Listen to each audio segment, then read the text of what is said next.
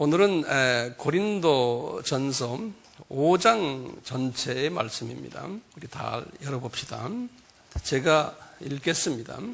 성서를 하나하나 보시고 나중에 여기에 대한 말씀을 제가 또 자세히 말씀드리겠습니다. 5장 1절부터 13절까지인데요. 제가 읽겠습니다. 너희 중에 심지어 음행이 있다 함을 들으니 이런 음행은 이방인 중에라도 없는 것이라. 누가 그 아비의 아내를 취하였다 하는도다. 그리하고도 너희가 오히려 교만하여져서 어찌하여 통한이 여기지 아니하고 그 일 행한 자들 너희 중에서 물리치지 아니하였느냐. 내가 실로 몸으로는 떠나 있으나, 지금 바울이 에베소에서 이 편지를 쓰거든요. 내가 실로 몸으로는 떠나 있으나 영으로는 함께 있어서 거기 있는 것 같이 이 일 행한 자를 이미 판단하였도다. 주 예수의 이름으로 너희가 내 영과 함께 모여서 우리 주 예수의 능력으로 이런 자를 사단에게 내어 주었으니 이는 육신은 멸하고 영은 주 예수의 날에 구원 얻게 하려 함이라. 너희의 자랑하는 것이 옳지 아니하도다. 이 말은 뭐냐면 이분을 그대로 놔두는 거예요. 너희의 자랑하는 것이 옳지 아니하도다. 적은 누룩이, 거기 줄을 좀 그어주세요. 적은 누룩이, 큰 누룩이 아니고 거기다 절을 그으시고 적은 누룩을요. 적다는 말을 그 헬라말로는 미크로라, 미크로. 우리 마이크로라는 영어 있죠. 거기서 나온 말이나 똑같아요. 미크로스. 누룩을 쥐매라고 그래요. 쥐새끼라는 쥐자에다가 매라고, 매주라는 매자 그렇게 쓰십니다. 쥐매. 그걸 누룩이라고 그래요. 그래서 미크로스 쥐매 그래요. 적은 누룩. 미크로스 쥐매. 한번 따라 해보세요. 미크로스 쥐매. 적은 누룩이 온 덩어리에 퍼지는 것을 알지 못하느냐. 너희는 누룩 없는 자인데 새 덩어리가 되기 위하여 묵은 누룩을 내어버리라. 우리의 유월절 양 곧 그리스도께서 희생이 되셨느니라. 여기 지금 6절까지의 누룩은요, 교회 안에서의 누룩을 이야기하는데요. 지금 7절부터의 누룩은요, 이 교인들의 마음 상태를 다시 또 이야기하는 거예요. 나중에 이제 설명이 제가 할 거예요. 8절에 이러므로 우리가 명절을 지키되 묵은 누룩도 말고 괴약하고 악독한 누룩도 말고 오직 순전함과 진실함에 누룩 없는 떡으로 하자. 내가 너희에게 쓴 것에 음행하는 자들을 사귀지 말라 하였거니와, 이 말은 이 세상에 음행하는 자들이나 탐하는 자들과 토색하는 자들이나 우상 숭배하는 자들을 도무지 사귀지 말라 하는 것이 아니니, 도무지에다 동그라미 쳐놓으세요. 영어로는 not at all 그래요. not at all. 도무지 사귀지 말라는 것이 아니다. 이제 내가 너희에게 쓴 것은 만일 어떤 형제라 일컫는 자가, 이 안에서는 지금 같은 교회 안에서의 교인들 간의 사이에요. 어떤 형제라 일컫는 자가, 형제라는 말은 같은 교인이에요. 음행하거나 탐남하거나 우상 숭배를 하거나 후욕하거나 술 취하거나 토색하거든 사귀지 말고 그런 자와는 함께 먹지도 말라 함이라. 지금 여기 나오는 무슨 자와 무슨 이런 자들을 지금 뭐라고 하냐면 이런 자들도 적은 누룩이라는 거예요. 교회 안에서요. 교회 안에서 이제 그런 의미에서 지금 바울이 지금 말씀하세요. 외인들을 판단하는데 내가 무슨 상관이 있으리요. 외인이란 건 예수 안 믿는 사람을 말해요. 예수 안 믿는 사람들이 이런 짓을 하는 것은 판단할 것도 없다는 거예요. 요만은 교중 사람들이야, 크리스찬들이야 너희가 판단치 아니하랴.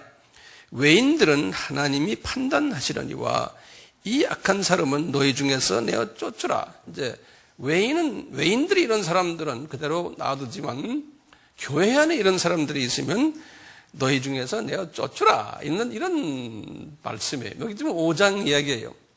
이 5장 이야기를요, 제가 이제 이 여러 각도로 여러분들과 한번 같이 하나님의 말씀을 나누려고 그래요. 첫째요, 지금 여기에 있는 문제가 무슨 문제예요? 이 문제가 뭐냐면 교인 중에 한 남자예요. 한 사람이에요.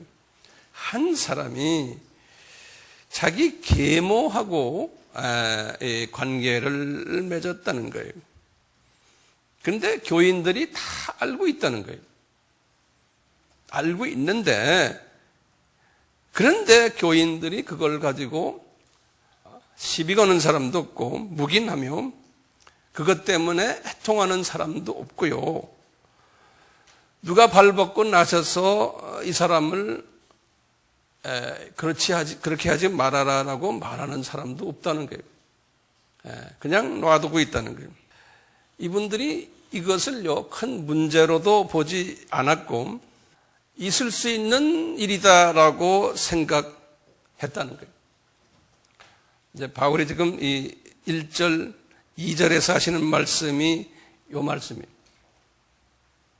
그래서 이런 일들은 일반 사회에 나가면 많이 있는데 왜 교회에도 있느냐 이거예요.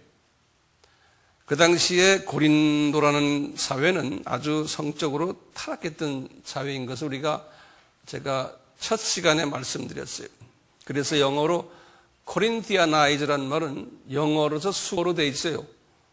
우리 중고등학교, 대학교 영어 시험에도 코린티아나이즈라는 뜻이 뭐냐 그러면 성적 타락화된 그런 말이에요. 코린티아나이즈라는 말이에요. 네, 그런 말인데요. 그 당시에 고린도에 히랍 성전이 12개가 있었는데 그 성전에 뭐가 있었냐면 성스러운 창녀들만 약 한 1000명 있었어요. 그래서 창녀들이지만 성전 안에서 그런 일을 하기 때문에 홀리 창녀들이라고 그랬어요. 그만큼 그 사회가 타락된 사회였어요. 그러다 보니까 그런 그 타락된 사회에서 살고 있는 사람들이 교회에 이제 들어온 것이에요. 그러니까 교회도 그 사회와 별 차이가 없었던 거예요. 교회가 이런 그 사회적인 타락상을 이길 만한 면역력이 없었다고 볼 수 있어요. 오히려 이분들은 이런 생각한 거예요. 교회에 그런 문제 있는 사람이 있다면은 우리가 포용해주고 사랑해주고 또 이런 다양한 사람들이 있기에 우리 교회가 얼마나 멋있는 교회인가. 봐라, 우리는 사랑의 공동체가 아닌가라고 변명을 했다는 거예요. 그래서 바울의 눈으로 볼 때는 당신들 이런 일들을 하면서 당신 교회가 그런 포용성이 있는 교회고 사랑이 있는 교회이기 때문에 자랑했으며 심지어 교만했다는 거예요. 교회가요.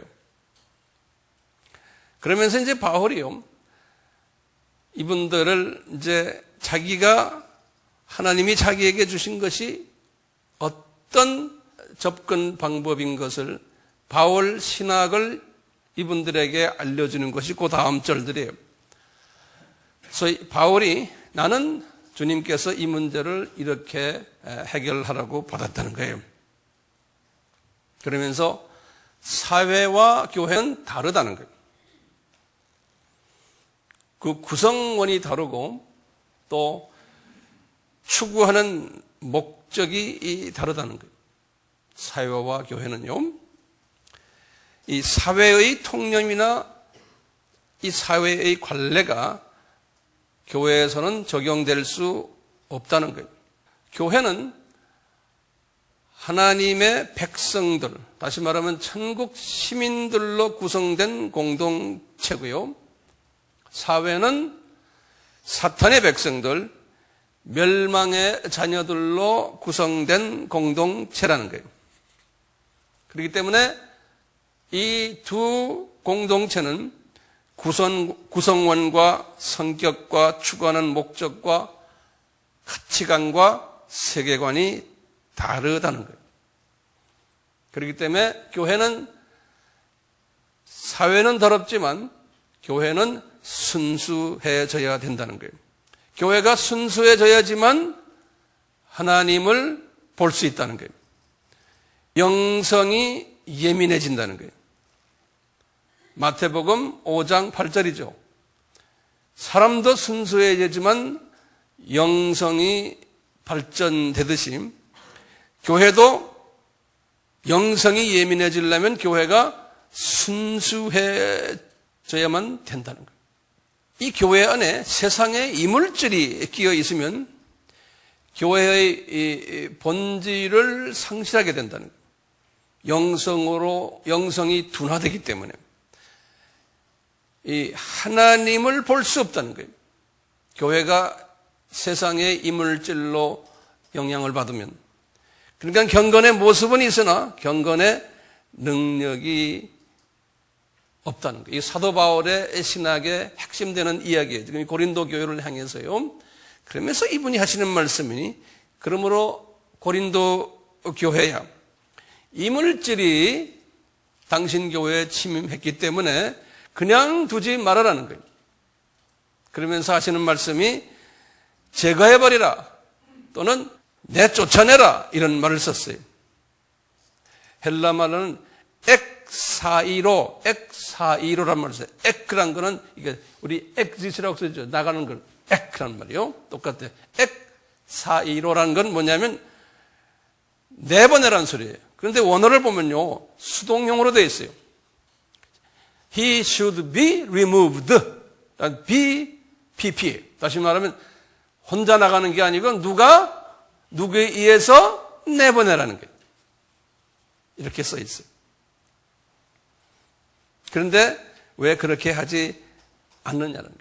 그렇게 하면서 바울이요, 고린도 교회에다 편지했을 때는 편지를 어디서 했다고 그랬어요? 에베소에서 했는데요. 에베소에서 이미 이분이요, 3절에서 5절을 보시면은 이분은 멀리 있으면서 이 소식을 듣고 이미 판단을 했다 그랬어요. 바울이 자기의 입장을 이미 정리했다는 거예요. 뭐냐? 내가 있지만, 내가 너희들과 몸으로는 떨어져 있지만 영적으로 내가 판단했는데 5절에 보니까 그 형제를 사탄에게 넘겨주라는 거예요.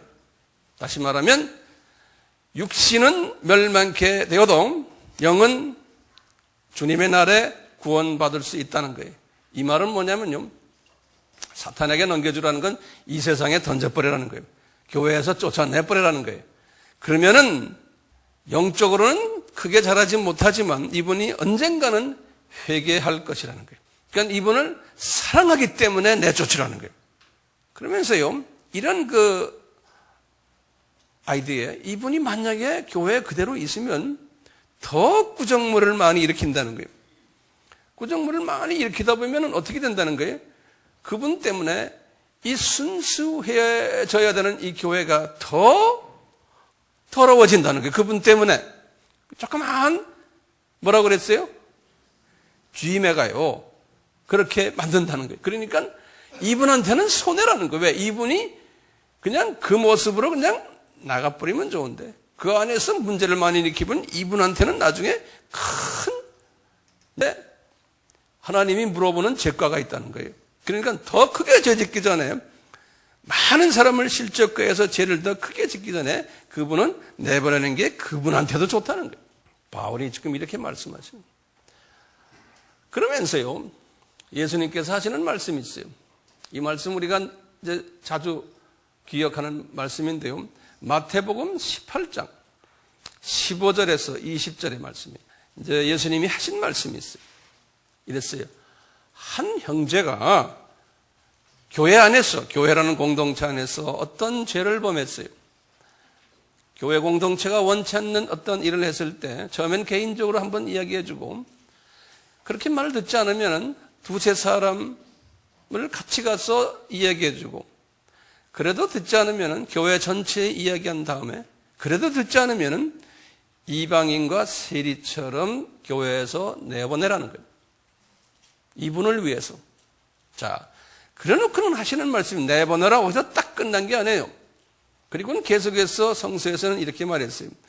너희들이 땅에서 매면 하늘에서도 매일 것이요 땅에서 풀면 하늘에서도 풀 것이라. 그 다음에 계속해서 말씀하시기를 두 사람이 땅에서 합심하여 기도하면 그 기도를 들어주시겠다 하시면서요. 두세 사람이 내 이름으로 모인 것에는 나도 그들 중에 있으리라. 이런 말씀을 했어요. 이 말씀은 무슨 말씀이냐면 이 사람을 우리가 내보냈어요. 내보냈다고 해서 그 사람이 미워서가 아니고 그분을 사랑하기 때문에 내보낸 거예요. 그렇기 때문에 주님이 이렇게 너희들은 땅에서 매면, 다시 말하면 땅에서 그분을 내놓고 그분을 미워하거나 그분을 저주하면 안 된다는 거예요. 그러면 너희들이 그러면은 하늘에서도 그렇게 하겠다는 거예요.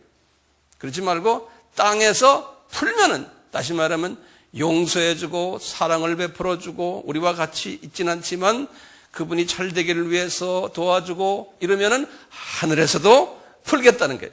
그래서 두세 사람이 그분을 위해서 기도해주고 이렇게 하라는 거예요. 이 말을 들었던 베드로가 아주 기분 나빠가지고 하는 대답하는 게 있죠. 예수님, 그러면 7번씩 70번입니까? 이런 말씀 기억나시죠? 그러니까 예수님께서 그것뿐이냐? 하면서 그냥 끝없이 해주라고 하면서 거기에 예화들이 쫙 나오는 이야기였어요. 그냥 교회 공동체에서 우리가 같이 생활하다 보면 이런 일들이 비일비재하게 많아요. 왜냐? 교회를 순수하게 만들기 위해서는 이 순수성을 저해하는 그러한 일들이 교회에서 나타날 때는 처음엔 몇 번 이야기해보고 그것이 잘 되지 않고 안 되겠다 하면요, 이런 결정을 내려는 거예요. 교회도 좋고 본인에게도 좋다는 거예요. 특히 이 고린도전서 5장에서는요, 이 누룩이라는 단어를 쓰셨어요. 누룩. 아까 말씀드렸지만 그냥 누룩이 아니고 적은 누룩이라고 해요. 영어로는 a little leaven. a little leaven. 헬라 말로는 뭐라고 했어요? 미크로스 지메. 미크로스 지메. 그랬어요. 이 누룩이 특성이 있어요. 제가 이 칠판에 적어놨어요. 누룩의 특성은 마태복음 13장 33절에도 나오지만요. 우선 보세요. 누룩은 아주 조그매요. 그 다음에 면역력이 약한 데에 침투해요. 번식력이 강해요. 방치해두면은 전체에 금방 퍼져요. 우리 암과 특성이 같다라고 보시면 되겠어요. 이렇게요. 이 마태복음 13장 33절을 한번 성서를 한번 열어봐 주세요. 예수님이 누룩에 대해서 하신 말씀이 있어요. 마태복음 13장 33절. 이 마태복음 13장은 예수님이 천국에 관한 비유 7가지를 말씀하시는 장면인데요. 제가 예전에 이 13장만 가지고 강해를 한번 한 기억이 나는데 여기에 33절에 이런 말씀이 있어요. 또 비유로 말씀하시되 천국은 마치 여자가 가루 서말 속에 갖다 넣어 전부를 부풀게 한 누룩과 같다. 이런 말씀 썼어요. 이걸 제가 좀 설명을 간단하게 해드릴게요. 천국이란 건 뭐냐? 천국이란 건 예수님이 그때 쓸 때는 The Kingdom of Heaven 그래가지고요. 이 주님께서 천국이 이미 이루었다. 천국이 여기 있다 그랬잖아요. 천국이란 거는 알다시피 Kingdom of Heaven이에요. 또는 Kingdom of God. 하나님의 나라 또는 하늘나라라고 그랬어요. Kingdom of Heaven은 하늘나라. Kingdom of God은 하나님의 나라. 이 같은 뜻이에요. 이 말은 뭐냐면 하나님이 통치하는 통치 영역을 이야기하는 거예요. 통치 영역. 이 통치 영역은 우리 지금 이 지구만이 아니거든요.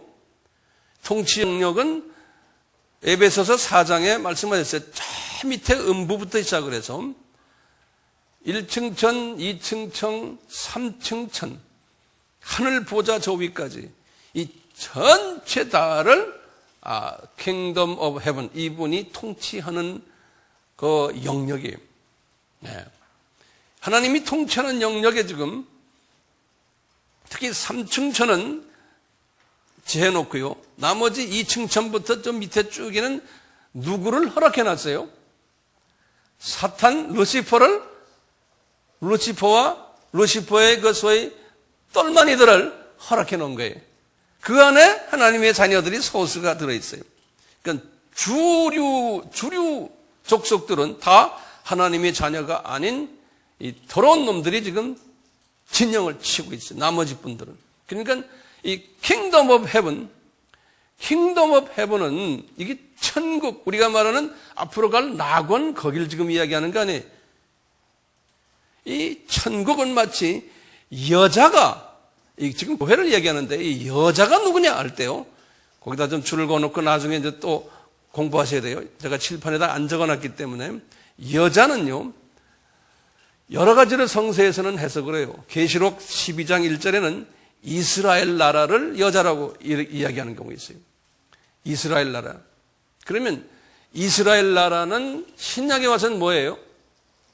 하나님의 자녀들이에요. 크리스천들이에요. 그렇죠? 그래서 여자라 그러면요, 크리스천들 또는 교회를 의미해요. 여자는.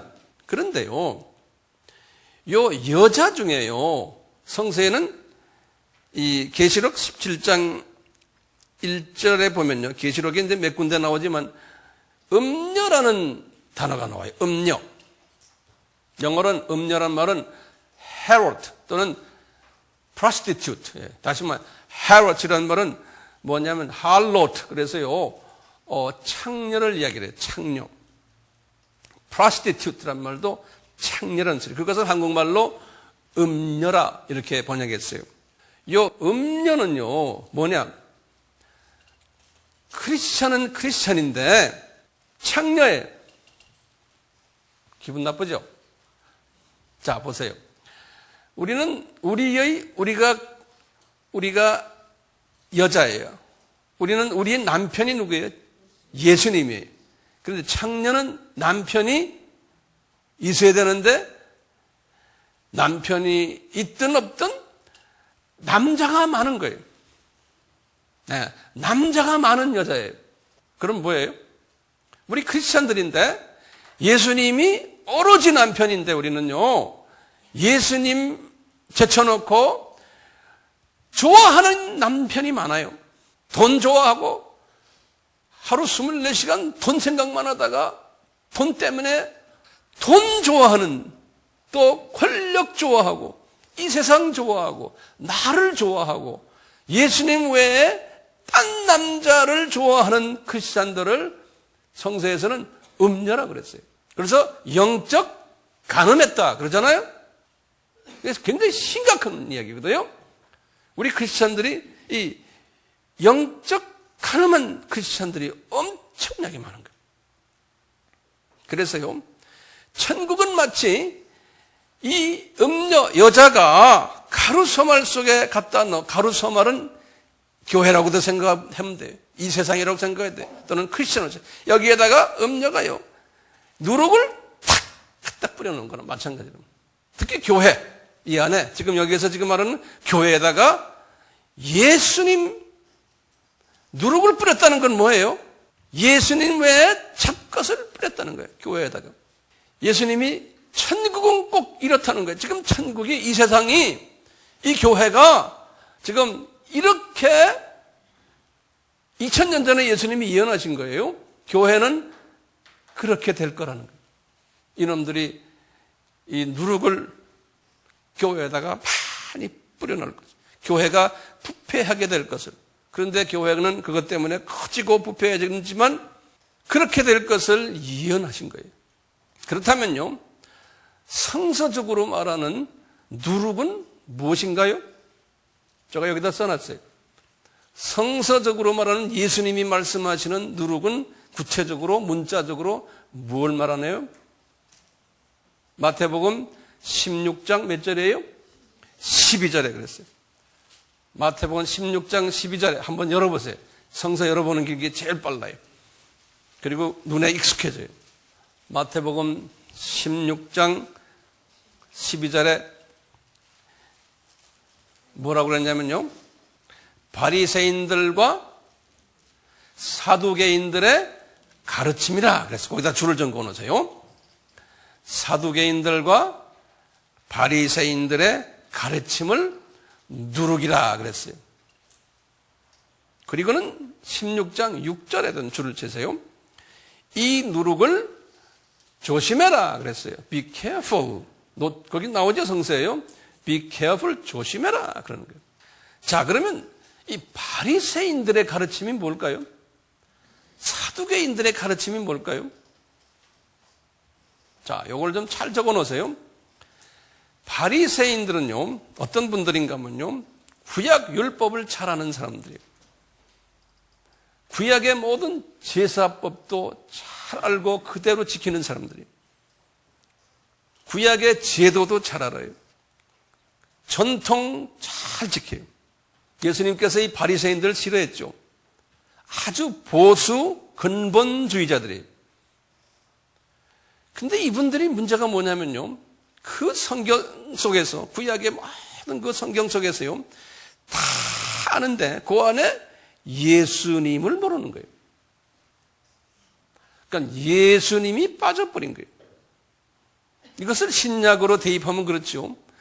아주 전통도 있고 교단도 보수고 근본주의이고 교리도 강하고 모든 게 다 괜찮아요, 겉보기에. 그런데 그 안에 예수님 이야기하는데 예수님에 대한 아주 순수한 예수님의 복음이 없는 거예요.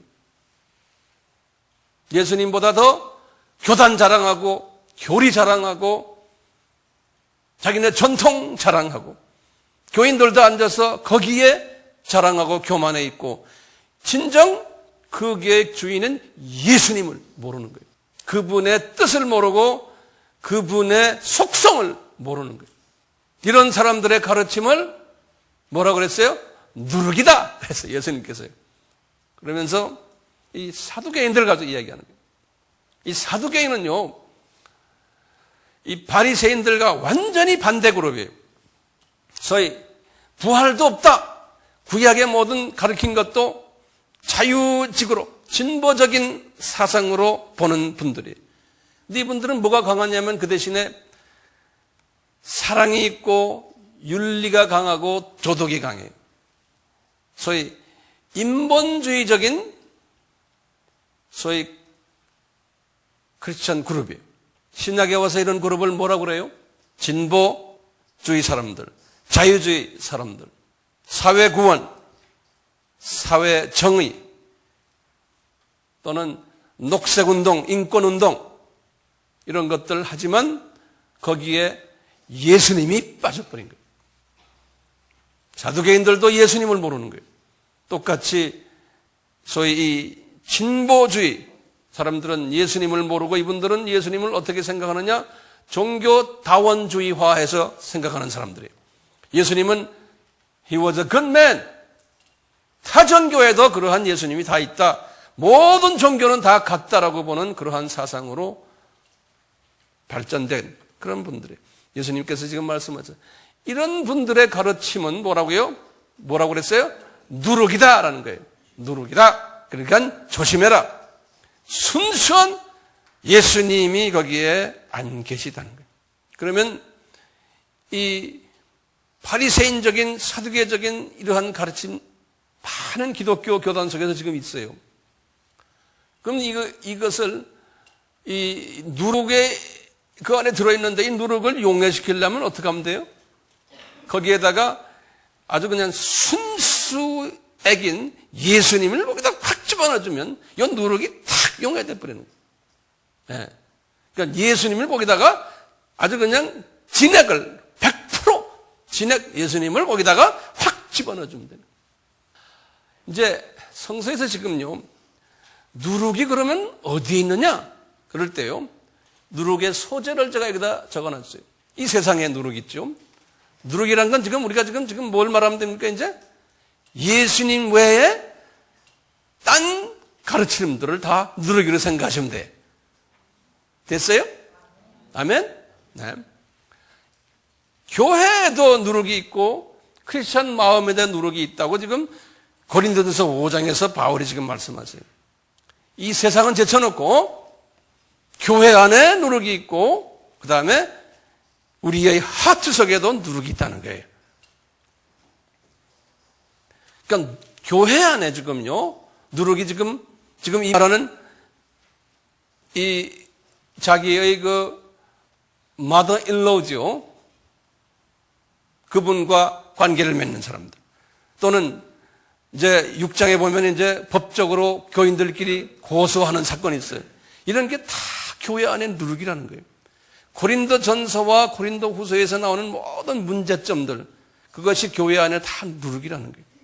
교인들 간의 시기, 다툼, 분열, 그 다음에 이제 사도 바울을 비방했던 것 지난 4장에서 했어요. 교인들끼리 은사를 남용하는 것, 부활을 부인하는 모든 이런 것들이 다가 교회 안에 있는 누룩들이라는 거예요. 예수님의 그 핵심적인 메시지가 빠져버리고 이런 일로서 꽉 차 있는 교회의 모습, 그리고는 크리스찬 마음속에 있는 누룩들을 또 말씀하시는 거예요. 거기에 이제 나머지 이제 쭉 나오면 이제 볼 수가 있어요. 자, 지금 이 안에서요, 이 고린도 교회에서 말하는 교회 안의 누룩들을 9절에서 11절 쭉 써놨어요. 나중에 보세요. 하나씩 9절에서 11절에서 그랬어요. 음행하는 자, 계모와 불륜관계에 있는 사람, 그 다음에 누룩에 탐하는 자라고 그랬어요. 요건 참 우리가 좀 짚고 넘어가야 될 것 같아요. 영어로는 greedy 그랬어요. greedy. G-R-E-E-D-Y. greedy. 또는 어떤 성경은 covetious라고 하는데요. 이게 뭐냐면 자기가 좀 다 있는데 어느 정도 가지고 있는데 더 가지려고 욕심 부리는 것을 말할 때 이 탐하는 자라고 그랬어요. 원어로는 프레오네크테스라는 말을 썼어요. 제가 원어책을 들여다보니까 프레오네크테스. 그래서 제가 사전을 또 들여다봤어요. 이게 무슨 말인가 봤더니 거기다 써놨어요. 뭐냐? 있는데 더 가지려고 욕심 부리는 거예요. 이것도 누룩이라는 거예요. 그걸 한국말로 탐하는 자라고 그랬어요. 그러니까 보면요. 그 다음에 보면 이제 쭉 나오는 이런 것들이요. 이 계모와 불륜관계를 맺는 것도 나쁘지만 욕심내서 자기가 있는데도 더 가지려고 하고 더 끼고 있는 사람을 보고 이야기할 때도 똑같은 누룩이라는 거예요.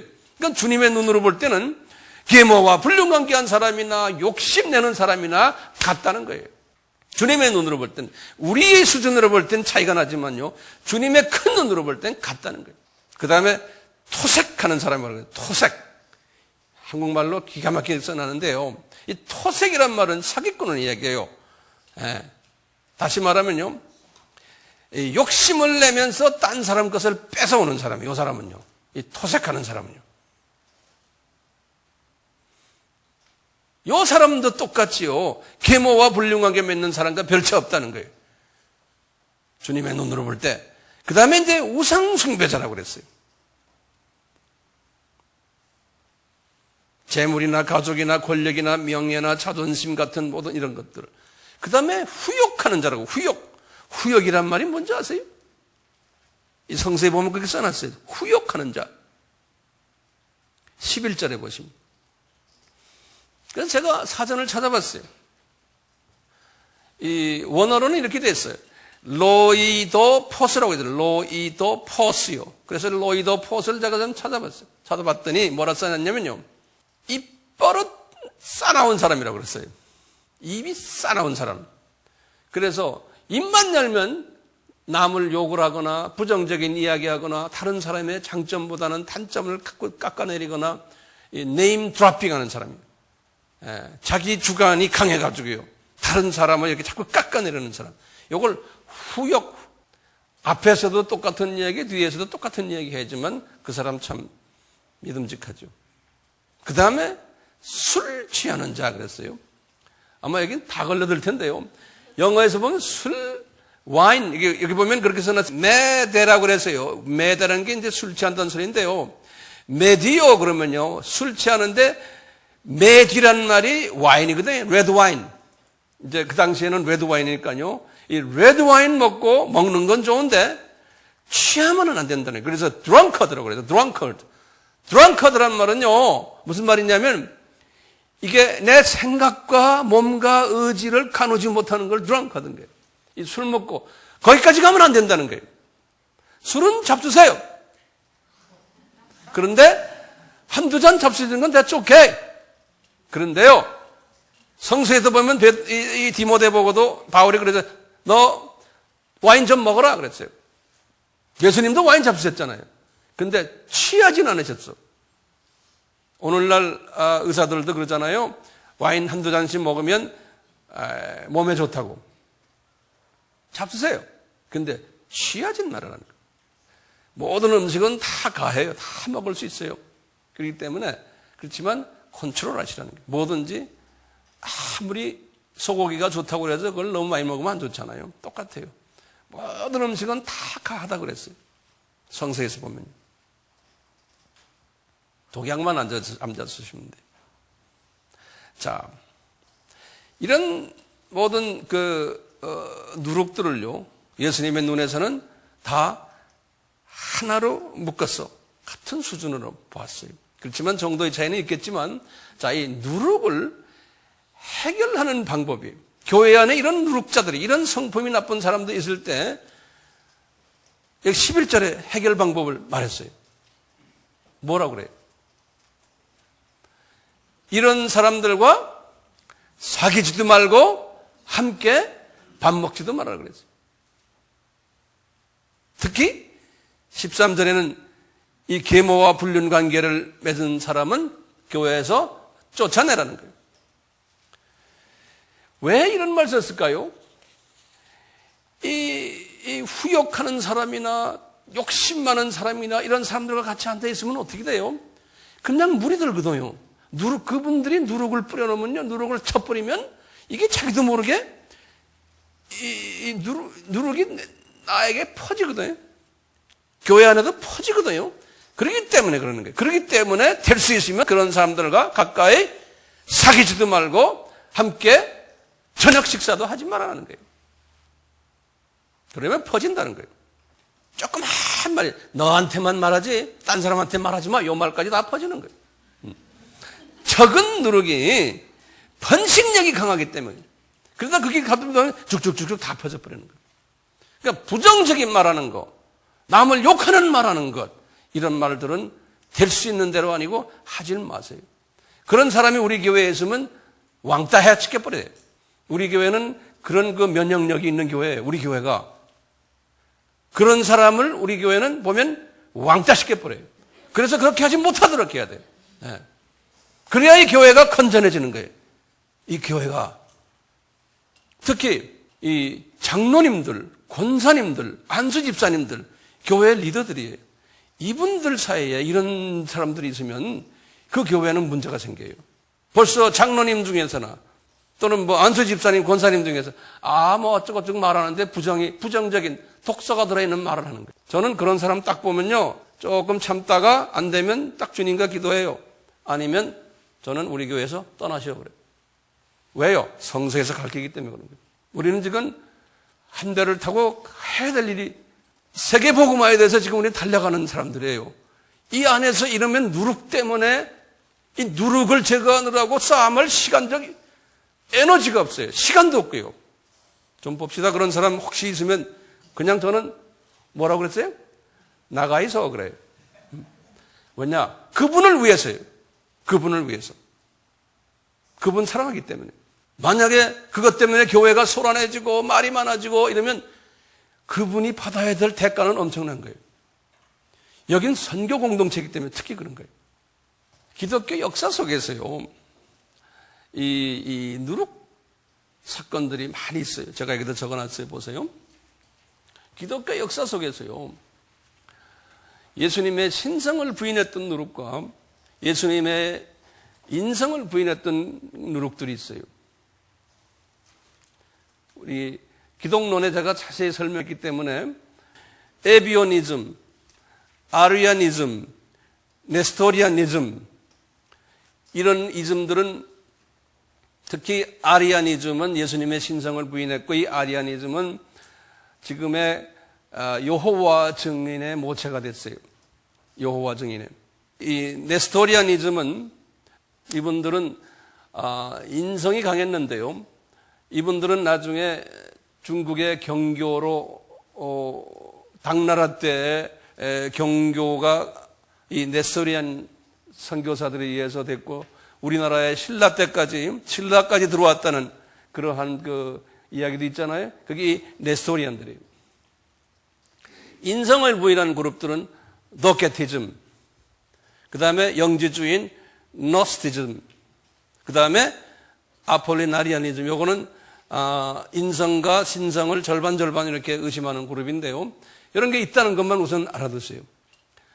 자, 이런 그 누룩들, 예수님을 다 보면 예수님을 잘못 이야기하는 것들이에요. 그게 누룩이에요. 이것 때문에 5개의 유명 교회들이, 지도자들이 다 모인 거예요. 첫째, 알렉산드리아 교회가 어느 나라죠? 애굽이에요. 그 다음에 예루살렘 교회, 그 다음에 안디옥 교회, 컨스탄티노플 교회, 로마 교회, 이 5교회 지도자들이 모였어요.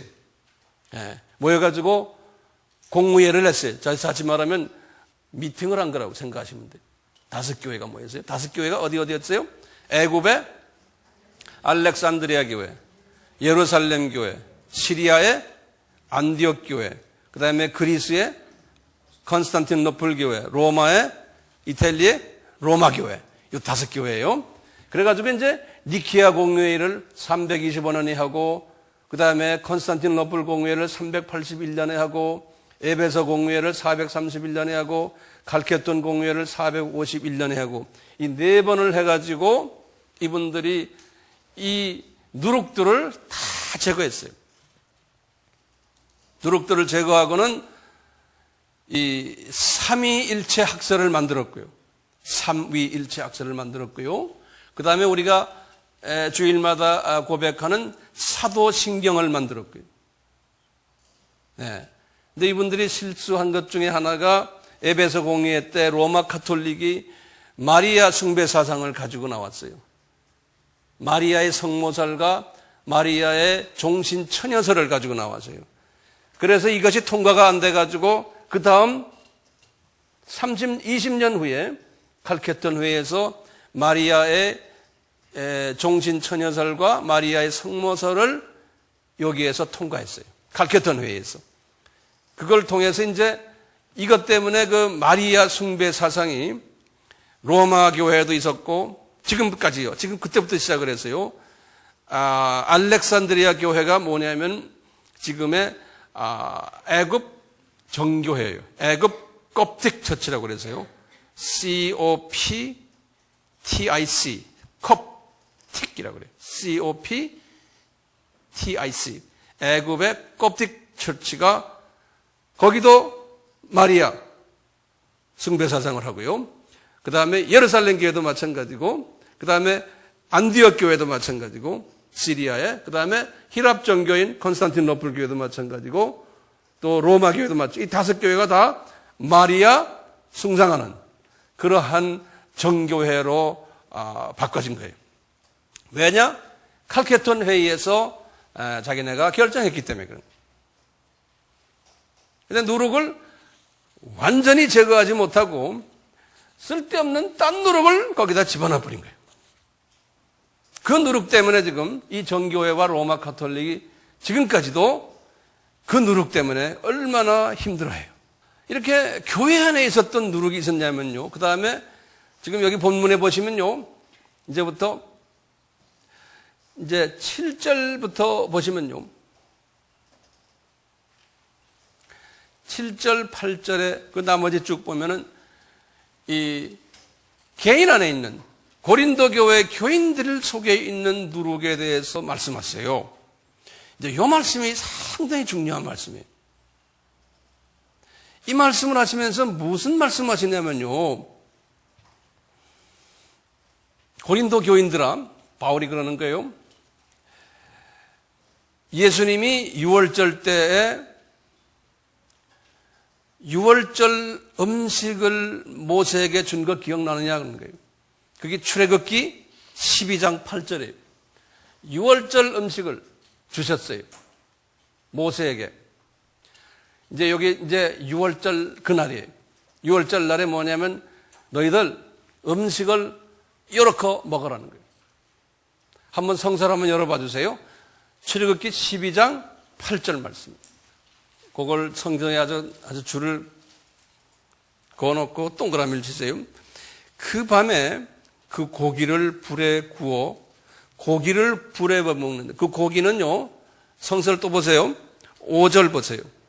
5절에 보면 너희의 어린 양은 흠없고 1년 된 수컷 양이나 염소 중에 취하라는 거예요. 다시 말하면 흠이 없는 고기예요. 고기가 그러니까 완전히 병이 들거나 뭐 애꾸거나 또는 뭐 꼬리가 잘렸거나 이런 고기가 아니고 아주 흠이 없는 고기예요.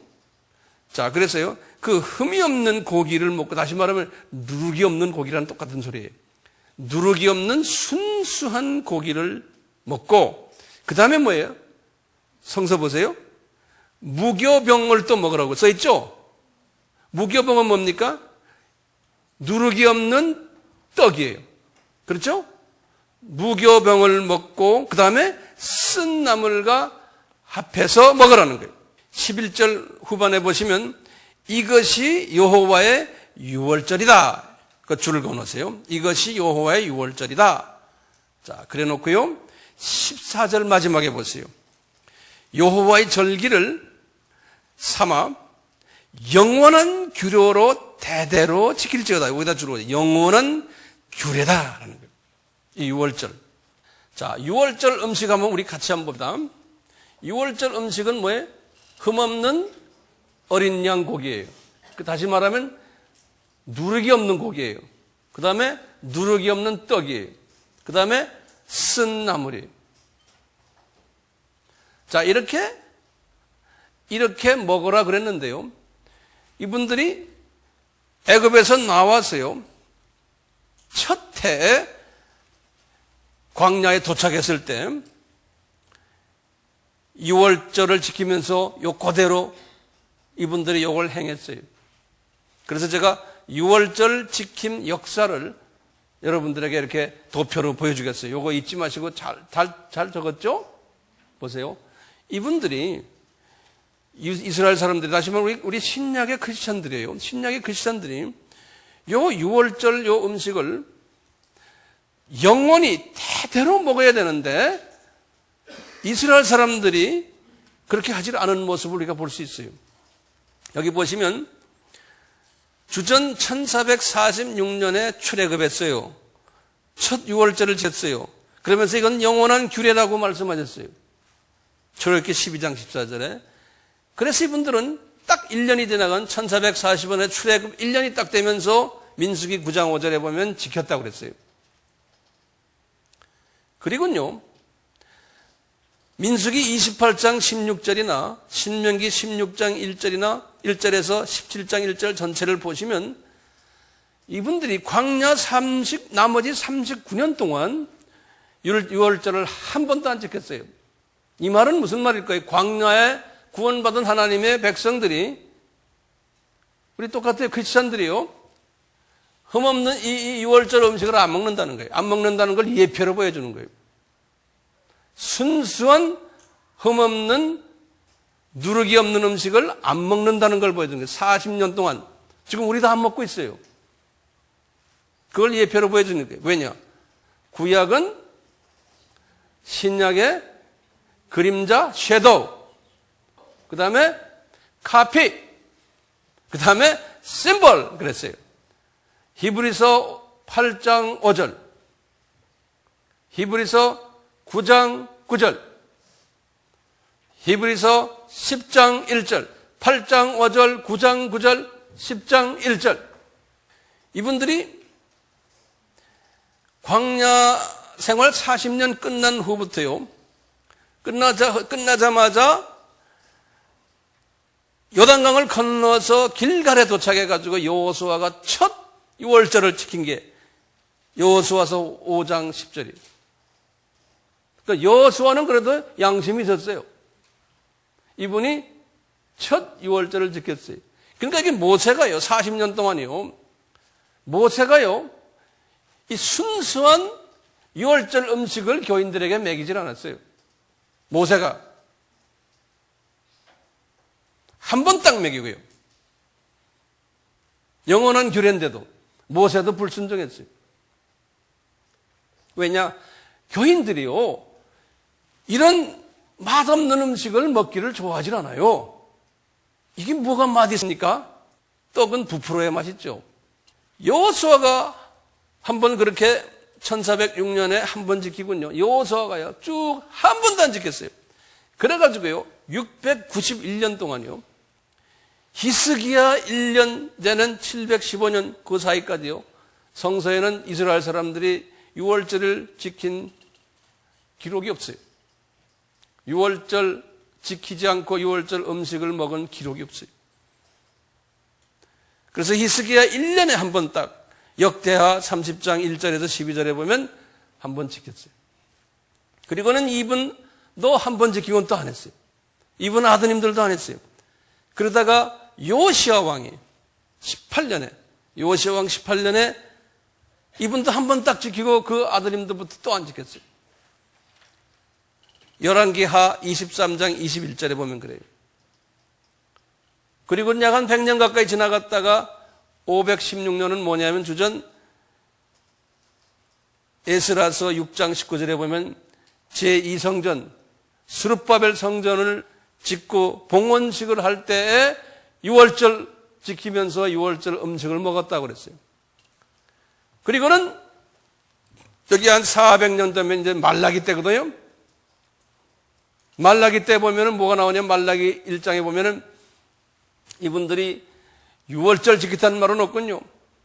동물들 성전에 가져와서 이제 제사를 드리는데 동물들을요, 여기 나오는 이런 동물들이 아니에요. 전부 꼬리 잘리고 애고 감기 든 거, 피부병 든 거, 이런 동물을 가져다가 갖고 왔다는 거예요. 그러니까 예수님이 여호와의 이름으로 그러죠. 그런 것들 너희들 다 내가 안 받겠다 그러는 거예요. 이 구약의 스토리가 이래요.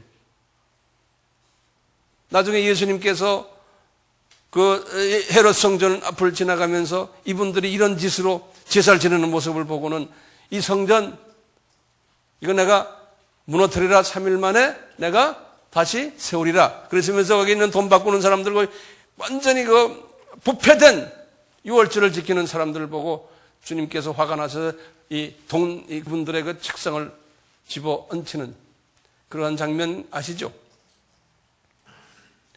지금 이것을 무엇을 우리에게 가르쳐 주십니까? 구약의 이 그림자로 이게 왜 보여주세요? 신약의 교회들이 이렇게 될 것을 우리에게 예시해 주는 거예요. 신약의 교회들이요, 하나님의 말씀을 순수하게 먹지 않고요, 거기다 누룩을 다 집어내서 먹는다는 거예요. 자, 여기 보세요. 흠없는 어린 양 고기나 누룩 없는 떡은 예수님이 나중에 성만찬에서 그러는 거예요. 이것은 내 살이다 그러는 거예요. 알고 보니까요. 그러니까 예수님의 살이 누룩이 있어요, 없어요? 누룩이 없죠? 그러니까 이 둘 다 누룩이 없는 거예요. 여기 마태복음 26장, 누가복음 22장에 나오는 성만찬 장면을 보시면 금방 아세요. 그러면 요한복음 6장에 예수님이 그랬어요. 얘들아, 내 살은 뭐냐? 생명의 떡이다. 하늘에서 내려온 떡이다. 리빙 떡이다. 이 산떡은 리빙 떡이다. 트루 푸시다 그랬어요. 참된 양식이다 그랬어요. 그러시면서 하시는 말씀이 있어요. 너희들이 내 이 떡을 먹지 않으면, 나중에 이제 피가 나오는데, 이 피까지 먹지 않으면 너희들은 영원한 생명이 없다 그랬어요. 자, 보세요. 이 떡을 먼저 보세요. 이 떡은 영의 양식이에요. 영의 양식은 뭡니까? 성경에 지금 제가 네 군데를 말했어요. 시편 119편 103, 예레미야 15장 16절, 에스겔 2장 9절, 에스겔 3장 3절에 보면 이 하나님의 말씀은 영의 양식이라고 그랬어요. 이 흠없는 어린 양 고기와 누룩 없는 떡은 알고 보면 이게 예수님의 몸이시고 하나님의 말씀이라는 거예요. 그것을 우리가 먹어야 된다는 거예요. 하나님의 말씀을 우리가 먹어야 된다는 거예요. 영원한 규례라 그랬죠? 그러니까 우리는 주님 만날 때까지 하나님의 말씀을 먹어야 돼요. 먹어야 되는데 누룩이 들어있는 말씀을 먹으면 안 된다는 거예요. 쓴나물은 뭔가? 쓴나물은 독소 제거하는 약초예요. 한약방 하는 사람에게 제가 물어봤더니 맞대요. 약학대학 나온 약사들에게 물어봤더니 더 맞대요. 이 쓴나물은 독소를 제거하는 거라는 거예요. 근데 쓴나물과 꼭 같이 먹어야 된다는 거예요. 쓴나물과. 왜냐? 이 쓴나물은 이 보혈 속에, 피 속에 있는 백혈구예요. 우리 피가 있죠? 피의 백혈구가 그 역할 안 해요? 그렇죠? 피의 역할은 뭐예요? 피의 역할은 산소 운반이에요. 그 다음에 영양소를 운반해요. 다시 말하면 이거 예수님의 말씀을 잡수신 다음에 영양소를 운반해줘야 돼요. 그 다음에 수분을 또 같이 운반하잖아요. 피의 대부분이 수분 아닙니까? 우리의 세포, 모세혈관까지 다 이걸 배급하는 일을 피가 하죠. 그 다음에 독소 제거하는 백혈구 역할이에요. 자, 이 예수님의 이 보혈이요, 이렇게 역할을 한다는 거예요. 근데 예수님의 보혈이요, 실은 액체 아닙니까? 근데 성서에서 보면요, 이 말씀은 고체고요, 액체인데, 액체가 뭐냐면, 나중에 요한복음 7장 37절에서 39절에 보면 성령의 이 생명수, 생수라고 그랬어요. 이 생수가 너희들에게서 이 뱃속에서 나온다고 그래요. 생수가요. 그래서 이 생수가 예수님의 보혈이구나. 그러면서 이 생수는 또 뭐예요? 38절 39절에 보면 이 생수가 성령이다 그랬어요. 성령이다. 이 성령이, 분유마 성령님이 내 속에 내재하게 되면 우리는 뭐가 돼요? 하나님의 자녀가 되잖아요. 그러니까 예수님의 보혈이 내 속에 들어와야 되는 거예요. 생명의 소스가. 그러면 하나님의 자녀가 되는 거예요. 그러니까 쓴나물 먹는다는 건 뭡니까? 예수님의 생명을 먹는 거나 마찬가지예요. 이 보혈을 먹는 거나 마찬가지예요. 그러니까 이 떡과 이 예수님의 몸과 쓴나물을 같이 먹어야 되는 거예요. 예컨대 말씀, 순수한 누룩 없는 말씀 잡수시고, 그 다음에 뭐예요? 이 물도요, 저 생수도요, 이게 화학 섬유가 들어가서 설탕 이런 거 들어가면 안 되는 거예요. 순수한 성령님을 우리가 마셔야 돼요. 자, 그렇기 때문에요, 지금 여기에 분명히 이제 보시면요, 예수님이 그랬거든요. 나의 피는, 성만찬 때 그러시고, 요한복음 6장에서 그랬어요. 뭐냐? 나의 피는 참 음료다. 그래요. 참 음료다 하고. 55절에 보면 6장 55절. 참 음료다. 나의 떡은, 내 몸은 참 음식이다. 그랬어요. 그랬으면서 요한복음 6장 53절에 분명히 말씀하셨어요. 예수께서 이르시되 내가 진실로 두 번 말했어요. 진실로 너에게 이르노니 인자의 살을 먹지 아니하고 인자의 피를 마시지 아니하면 너희 속에 생명이 없느니라 그랬어요. 그러니까 하나님의 말씀을 순수한 말씀, 누룩이 들어간 말씀은 안 돼요. 순수한 말씀 잡수시고 순수한 드링크를 하셔야 돼요. 순수한 음료를 드링크 하셔야 돼요. 네, 순수한 음료를. 이 조미료가 들어가면 안 돼요. 하나님 말씀에 말이죠, 이 비본질적인 메시지가 들어가면 안 된다는 거예요.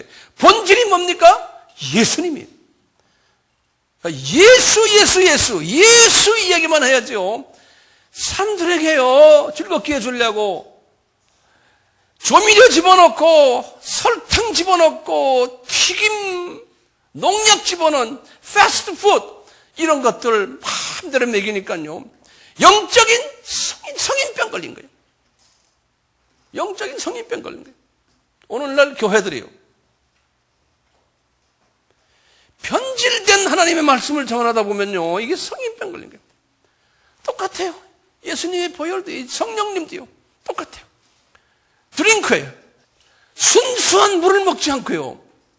그러니까요, 우리가 성령 충만, 성령 세례, 성령 기름 부으심 하는데요, 그 속엔 뭐가 들어있어요? 만약에 순수하지 않는 성령님 가지고 비본질적인 가지고 성령 충만 하면요, 어떻게 됩니까? 병 낫기 위해서 성령 충만, 은혜 받기 위해서, 은사 받기 위해서, 능력 받기 위해서, 복 받기 위해서 성령 충만 하면 그건 잡동산이에요. 그건 누룩이 들어가 있는 거예요.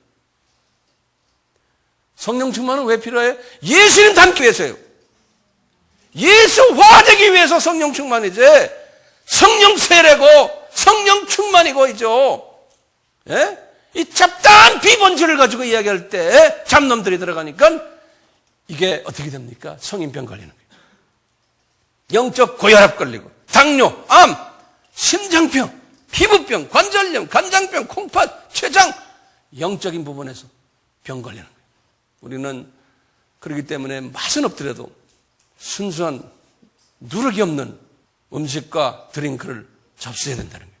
맛이 없더라도. 그런데요, 요 예수님 맛을 알고 나면요, 요 순수한 음식을 안 먹으면은 이게 탭탭한 거예요. 예? 요 잡다한 패스트푸드, 조미료 집어넣은 음식만 먹다 보면요, 예수님 이야기하면 재미가 없는 거예요. 그러니까 뭐 재미는 만담해야 되고 뭐 해야 되고, 예? 졸지 않게 재밌게, 아우 재밌다 맛있다 했는데 나중에는 예수님에 대해서는 아무것도 모르는 그런 메시지 받으면 안 되잖아요. 예? 담백한 예수님 이야기만 들으셔야 된다는 거예요. 나도 마찬가지예요. 담백한 예수님 이야기만 해야지만 나도 시원한 거예요. 농담하고 이러면요, 예? 쓸데없는 이야기만 하면 나도 주님께 회개해. 주님, 제가 이거 죄송합니다. 예? 우리가 이렇게 예수님만, 담백한 예수님만 잡수시면은 면역력이 생기잖아요. 예? 면역력이 생기니까요, 이런 잡다한 놈들이 들어와도요, 나를 건드리지 못하는 거예요. 이러기 위해서는 어떻게 해야 돼요? 이러기 위해서요, 여러분들, 또 똑같은 말이에요. 아바 공부하시라는 거예요. 우리 비전스쿨에 들어와서 공부하시고, 봉사하시고, 또 토요일에 우리가 지금 아바 비전 바이블 스쿨 있잖아요. 와서 하시라는 거예요. 그런 거 안 하시고 절대로 주님 앞에 똑바로 설 수 없어요. 그거 해도 안 돼요. 그렇지만 도움이 돼요. 말씀을 정말 철저하게 잡수시라는 거예요. 6월절 음식을 보세요. 이 역사 속에서 보세요. 이스라엘 사람들은 신약의 뭡니까? 크리스천들이죠? 대부분의 이스라엘 사람들이 이걸 했습니까? 6월절 음식 잡수셨어요, 그분들? 안 잡수셨죠? 똑같아요. 신약 때도요, 대부분의 크리스천들은요, 6월절 음식, 순수한 이 음식 못 먹어요. 안 먹어요. 맛이 없었어요. 바쁘다고 그러고요, 뭐 이래서 이유되고 안 먹어요. 그렇지만요, 구약 때도 이렇게 순수하게 먹었던 사람들이 이렇게 뜸뜸뜸 보이죠? 선지자들, 소수. 어떻게 이런 소수가 될 수 있어요? 이건 딴 게 아니에요. 소수가 되도록 이분들이 잘나서가 아니에요. 은혜를 받은 거예요. 저는 은혜로밖에 해답이 안 나와요. 우리도요, 이 은혜를 달라고 예수님이 우리에게 은혜를 베풀어 주셔야지만 맛없는 천연 설탕이 안 들어가 있고 조미료가 안 들어가 있는 음식, 그 맛없는 음식이요, 그 안에서 그냥 쫄깃쫄깃한 주스, 예수 주스가 나오도록 맛있게 되는 그런 테이스트를 하려면요, 이 주님이 우리에게 은혜를 주셔야 돼요. 네, 은혜를 주셔야 돼요. 우리는 이 은혜를 달라고 간구하는 길밖에 없어요. 이 은혜만 받으면 그걸로 끝나나요? 아니죠. 이 은혜 받은 사람들은 이 땅에서의 삶이 엄청난 기름진 삶을 살 수 있어요. 돈은 없어도 괜찮아요. 뭐 없어도 괜찮아요. 뭐 없어도 괜찮아요. 심지어는 건강도 없어도 괜찮아요. 그렇지만 주 안에서 받는 그 엄청난 은혜를 체험하게 되고, 그게 그냥 이 세상을 떠나면서 순간에 천하라에 가서 말이죠, 엄청난 높은 자리에서 별을 잔뜩 달고 왕관 잔뜩 쓰고 사람들에게서 칭찬받으며 존귀받으며 찬양받는 그러한 존재가 됐을 때, 이게 보통 복 있는 겁니까? 이런 복 있는 존재가 되기 위해서는 주님 우리에게 유월절 음식을, 변질되지 않는 유월절 음식을 잡수실 수 있도록, 먹을 수 있도록 주님 이 은혜 베풀어 주시오라고 기도하는 길밖에 없어요. 네. 우리 같이 기도합시다.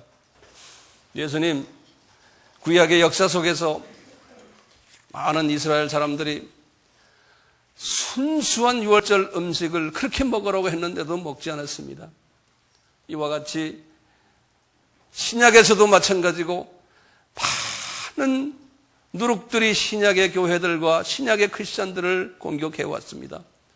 우리도 지금 그러한 공격하는 그러한 상황 속에서 있지만 우리에게 은혜를 베풀어 주셔서 주님, 이 면역력을 우리가 강하게 만들어 예수 그리스도만을 엔조이하며 그리스도만을 섬기며 이 그리스도 안에서의 나의 삶의 보람을 느끼고 행복을 느끼는 우리 모두가 되도록 이 복을, 이 은혜를 내려 주시옵소서.